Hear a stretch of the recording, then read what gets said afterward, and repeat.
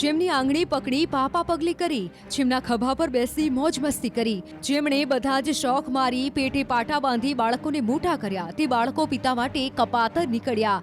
અમદાવાદમાં ઘોર કળિયુગનો ગજબનો કિસ્સો સામે આવ્યો છે. પોતાના ઘડપણની લાઠી એવા બે દીકરા તેમની જિંદગીના વેરી બન્યા છે.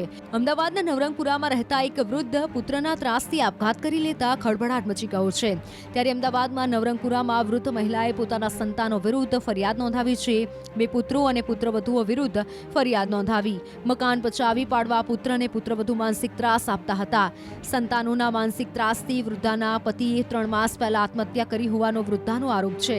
આરોપ લગાવ્યો છે કે તેમના પુત્ર દિનેશ અને રમેશ તેમજ તેમની પત્નીઓ મિલકત મેળવવા માટે ધમકીઓ આપતા હતા અને અપશબ્દ બોલી અપમાન પણ કરતા હતા. તેમણે ઘરમાં પણ સીસીટીવી કેમેરા લગાવી સતત વોચ રાખતા હતા. નવરંગપુરા પોલીસે કોર્ટના આદેશ બાદ માતાની ફરિયાદ લઈ પુત્ર અને પુત્રવધુ વિરુદ્ધ દુષ્પ્રેરણા અને ધમકીનો ગુનો નોંધી વધુ તપાસ શરૂ કરી છે. હાલ તો જતનબેન હવે ભગવાનને પ્રાર્થના કરી રહ્યા છે કે આવા સંતાન કોઈના કુખે ના આપે.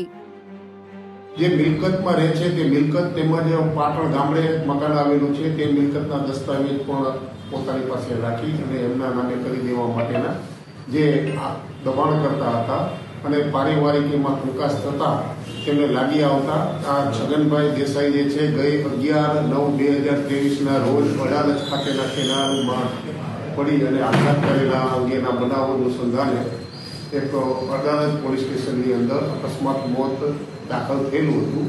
એ બનાવ અનુસંધાને એમને નારાજગી થતા એને નામદાર કોર્ટની અંદર જતનબેને એક ફરિયાદ રજૂઆત કરેલી હતી કે એમના પતિ એમના પુત્ર અને પુત્રવધુના ત્રાસના કારણે મરણ ગયેલ હોય, જેથી તેના વિરુદ્ધ ધોરણસર કાર્યવાહી કરવા માટે રજૂઆત કરતા નામદાર કોર્ટ દ્વારા આ બાબતે નવરંગપુરા પોલીસ સ્ટેશનમાં ગુનો દાખલ કરી આગળની તપાસ કાર્યવાહી કરવા માટે સૂચના કરેલી હતી. જેમની આંગળી પકડી પાપા પગલી કરી, જેમના ખભા પર બેસી મોજ મસ્તી કરી, જેમણે બધા જ શોખ મારી પેટે પાટા બાંધી બાળકોને મોટા કર્યા, તે બાળકો પિતા માટે કપાતર નીકળ્યા. અમદાવાદમાં ઘોર કળિયુગનો ગજબનો કિસ્સો સામે આવ્યો છે. પોતાના ઘડપણની લાઠી એવા બે દીકરા તેમની જિંદગીના વેરી બન્યા છે. અમદાવાદના નવરંગપુરામાં રહેતા એક વૃદ્ધ પુત્રના ત્રાસથી આપઘાત કરી લેતા ખળભળાટ મચી ગયો છે.